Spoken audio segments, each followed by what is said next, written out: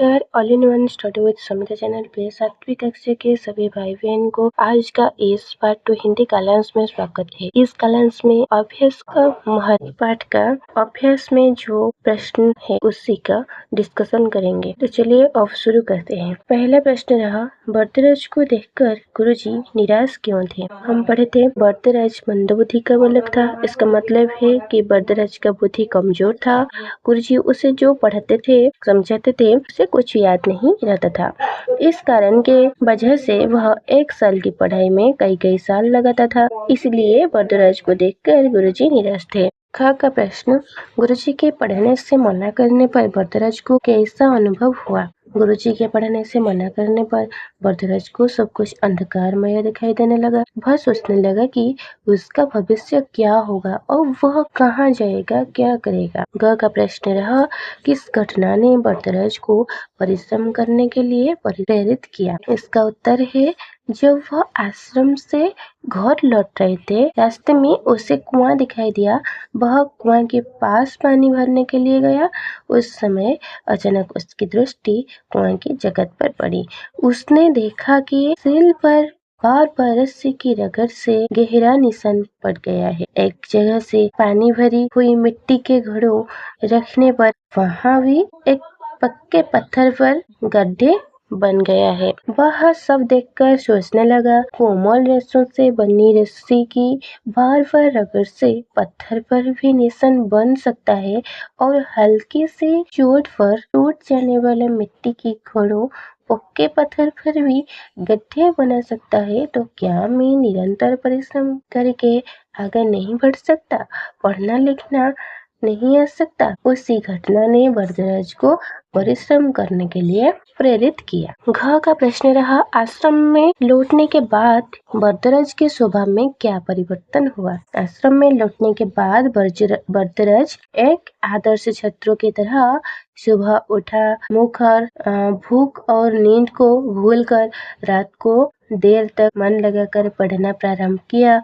वह अन्य शिष्यों की तरह एक क्षण व्यर्थ नहीं गवाता था। उनका प्रश्न, इस पाठ से आपको क्या प्रेरणा मिलती है? इस पाठ मतलब इस अभ्यास का महत्व पाठ से आपको क्या प्रेरणा मिलती है? इस पाठ से हमें यह प्रेरणा मिलती है कि हमें परिश्रम करके आगे बढ़ना चाहिए।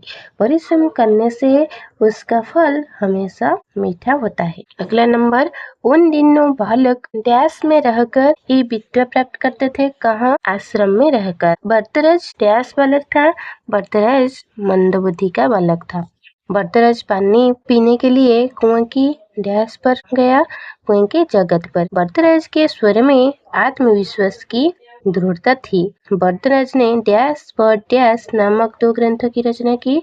बर्दराज ने लघु सिद्धांत व मध्य सिद्धांत कौमुदी नामक 2 ग्रंथ की रचना की। लघु सिद्धांत कौमुदी और मध्य सिद्धांत कौमुदी। 3 का प्रश्न, निम्नलिखित वाक्यों को सजाकर शुद्ध करके लिखिए।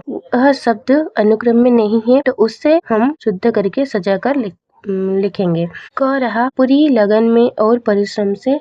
उत्तर होगा, मैं पूरी लगन और परिश्रम से पढ़ूंगा। उसे दिखाई देने लगा अपने भविष्य अंधकारमय। उससे अपना भविष्य अंधकारमय दिखाई देने लगा। पास रहते गुरुजी के हो हुए उसे गए थे 5 साल। गुरुजी के पास रहते हुए उसे 5 साल हो गए थे। हम पढ़े थे, आश्रम सूर्यास्त होने से सूर्यास्त होने से पहले ही वह आश्रम में पहुंच गया। पाणिनि का संस्कृत में ही व्याकरण प्रसिद्ध। संस्कृत में पाणिनि का व्याकरण प्रसिद्ध है। 4 के प्रश्न, निम्नलिखित मुहावरों के अर्थ लेकर वाक्य बनाइए। आंखों के आगे अंधेरा छा जाना मतलब नौकरी चले जाने के कारण गोपाल की आंखों के आगे अंधेरा छा गया। इसका मतलब है कि कुछ भी समझ में ना आना। गले मिलना मतलब प्यार करना।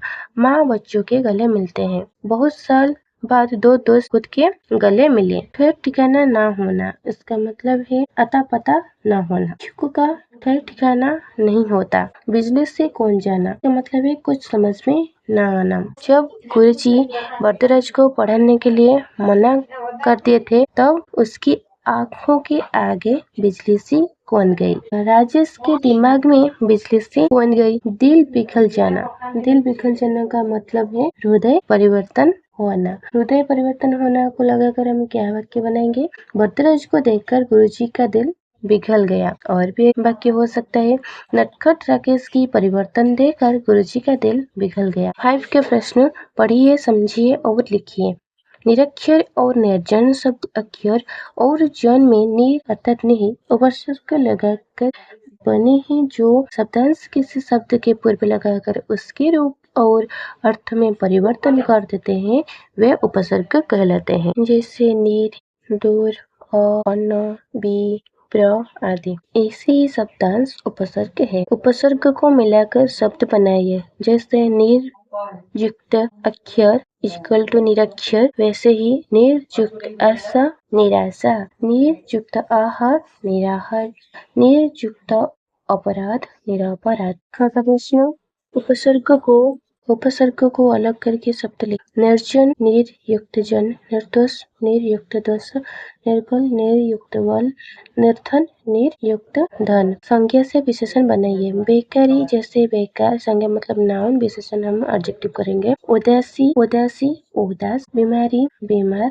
उपयोगी उपयोगी उपयोग, मूर्खता मूर्ख, कोमलता कोमल, दृढ़ता दृढ़, नम्रता नम्र। तो बच्चों आज हम इस प्रश्नों का सारे प्रश्नों का डिस्कशन कर दिए। तो आज का इस कलन तुम्हें कैसा लगा ये जरूर कमेंट में बताना। यदि तुम्हें इस वीडियो अच्छी लगी हो तो निश्चय एक लाइक करना, चैनल को एक सब्सक्राइब जरूर करना, जिससे आगे जो वीडियो मैं अपलोड करूंगी वह पहले तुम्हारे पास पहुंचेगा। तो अब हम रहते हुए जय जगन्नाथ वीडियो को हमारे दोस्तों के साथ जरूर शेयर करना।